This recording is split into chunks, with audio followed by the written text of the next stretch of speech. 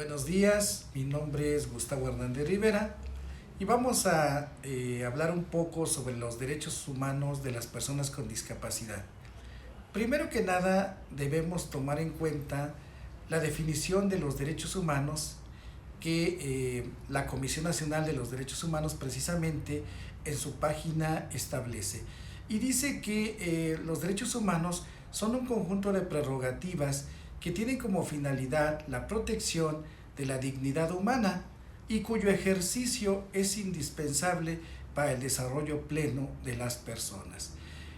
Hablar de personas es importante porque nos vamos a estar refiriendo a las personas con discapacidad con base en los términos utilizados por la Convención sobre los Derechos de las Personas con Discapacidad vigente desde el 3 de mayo del 2008.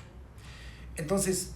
¿qué significa persona? Persona desde el punto de vista jurídico, tomando en cuenta la parte conceptual de la Convención Americana de Derechos Humanos, en sus artículos 1 y 3, podemos establecer que persona es un ser humano. Es un ser humano que tiene derecho a una personalidad jurídica, es decir,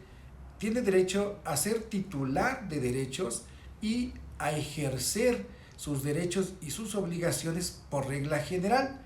Entonces, una persona con discapacidad es un ser humano reconocido por los tratados internacionales y por la Constitución Política de los Estados Unidos Mexicanos, que es titular de derechos,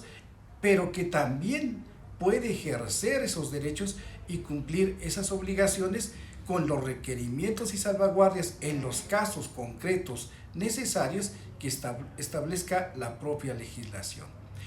En el modelo de derechos humanos, que es el modelo en el que actualmente nosotros nos encontramos y que no solamente comprende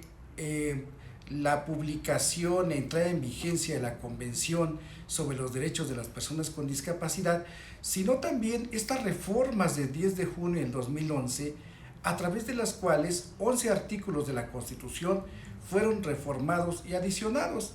principalmente el artículo primero constitucional, que establece el reconocimiento de los derechos humanos propiamente y la obligación de las autoridades, de todas las autoridades,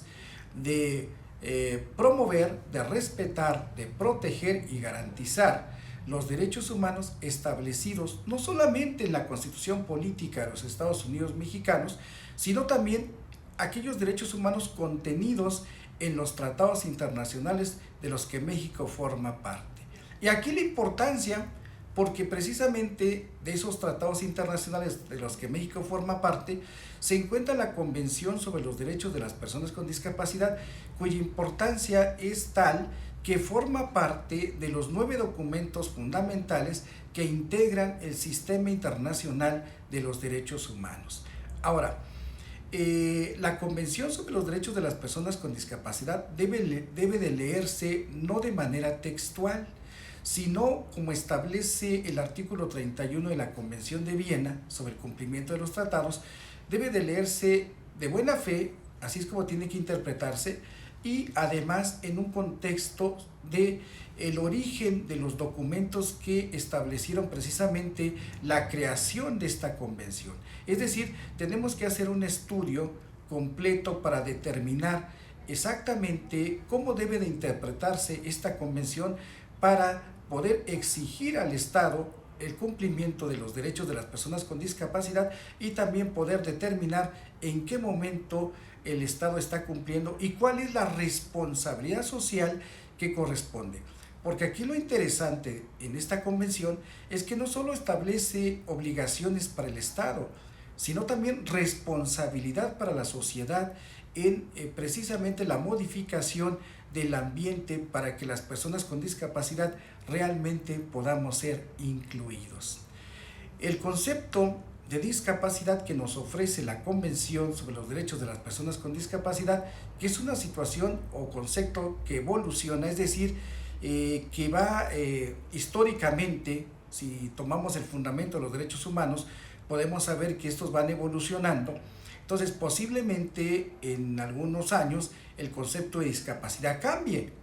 pero actualmente podemos conocer que este concepto se integra por 2 elementos fundamentales. El primer elemento es las deficiencias que pueden ser deficiencias de tipo física, deficiencias intelectuales, mentales o sensoriales, incluyendo aquellos subtipos que se trate o que correspondan.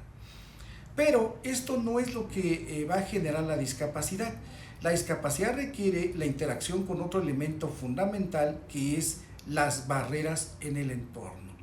Entonces la discapacidad viene siendo un resultado de la interacción entre estos dos elementos fundamentales.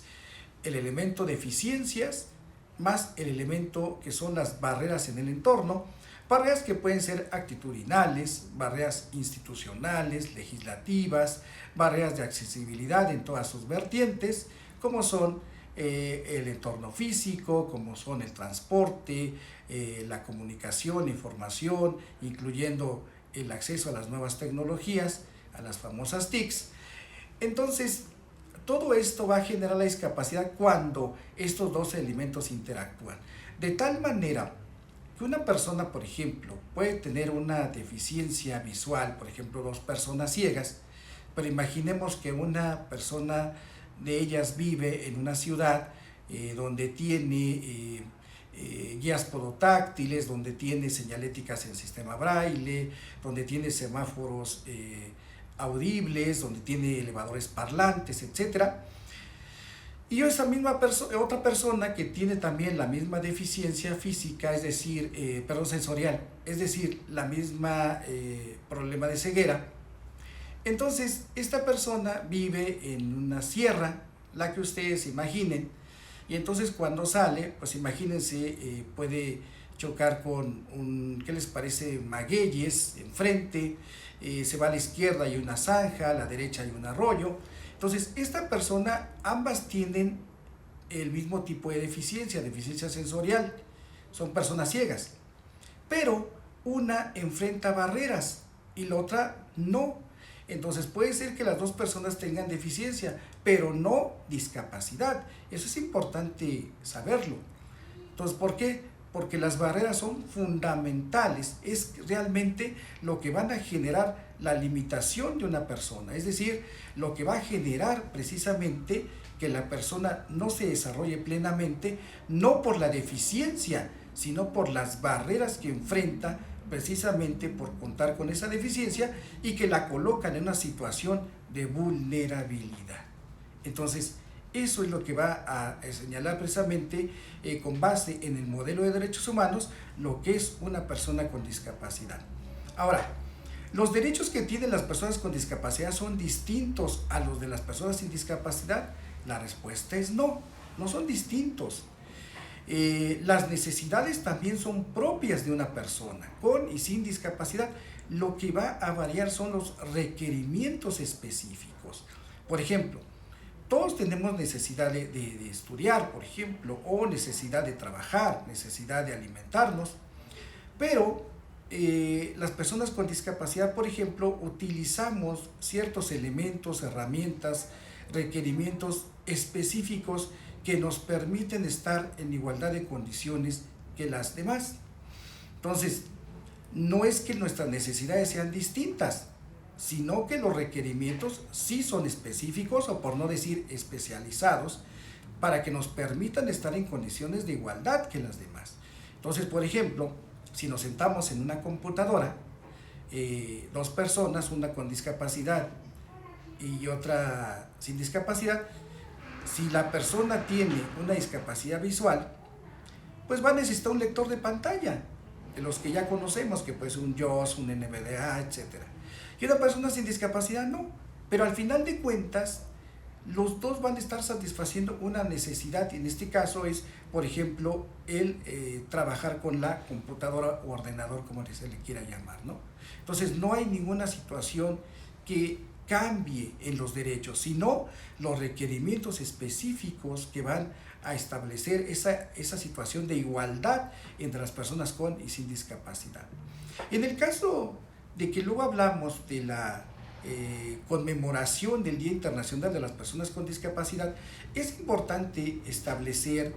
que desde 1992, en que se hizo esa declaración por parte de Naciones Unidas, pues evidentemente se han creado una serie de normatividades un tanto pragmáticas, porque son normatividades declarativas que establecen un catálogo enorme de derechos humanos, pero que lo que buscamos es la generación de mecanismos adecuados que permitan visibilizar a las personas con discapacidad, visibilizar sus derechos y por supuesto los requerimientos específicos de estas personas, de este colectivo, para que el Estado pueda satisfacer esos requerimientos y por supuesto se generen condiciones de igualdad de oportunidades entre las personas con y sin discapacidad. Entonces, aquí se requiere una corresponsabilidad del Estado, que es el que realmente está obligado, de acuerdo al artículo 4 de la propia Convención, de la sociedad, cuya responsabilidad también establece la propia Convención al señalar su artículo 32, numeral 3, numeral 3, esta responsabilidad de monitorear precisamente que se cumpla con este tratado internacional. Y es una responsabilidad social. Y también, por supuesto, la responsabilidad de las personas con discapacidad de cambiar ese chip y entenderlos no como objetos de derechos o de asistencia social, sino como personas titulares de derechos y que podemos ser nosotros mismos quienes ejerzan estos derechos, ya sea por nosotros mismos o en determinados casos a través de salvaguardias y apoyos establecidos por el propio Estado, según establece el artículo 12 de la propia Convención. Entonces, en conclusión, los derechos de las personas con discapacidad no son privilegios, son derechos establecidos en la Convención, en el derecho nacional, que es la Constitución Política de los Estados Unidos Mexicanos, y su normatividad, que debe de estar armonizada con la propia Convención y con la Constitución, y por supuesto aquellos instrumentos internacionales vinculantes y no vinculantes que permiten la protección efectiva de los derechos de las personas con discapacidad. Yo creo que aquí lo importante es la reflexión de qué papel debemos jugar la sociedad, el Estado y las propias personas con discapacidad para que realmente estos derechos los veamos reflejados en una realidad actualizada.